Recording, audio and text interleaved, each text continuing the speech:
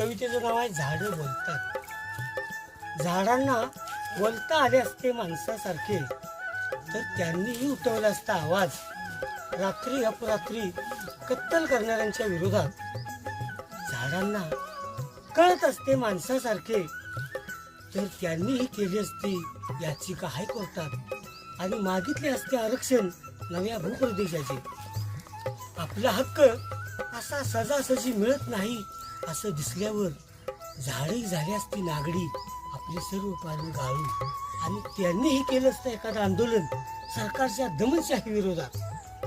झाडांना कळत असतं राजकारण माणसासारखं किंवा त्यांना असता मतदानाचा अधिकार तर त्यांनीही उकडून फेकले असते मुळासकट मुजोर सत्तेचे महाल.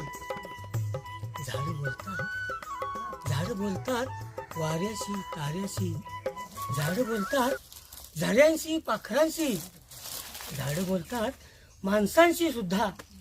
पण जे असतात बहिरे आतून बाहेरून त्यांना ऐकू जात नाही झाडांचा आवाज. झाडं हलतात, झाडं डोलतात वाऱ्यासोबत ताल धरून, झाडं नाचतात सुद्धा.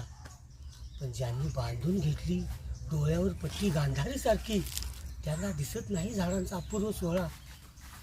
झाडं हसतात पानं फुलात, झाडं रडतात उन्हात अनात. झाडं हसतात पानं फुलात, झाडं रडतात उन्हात अनात.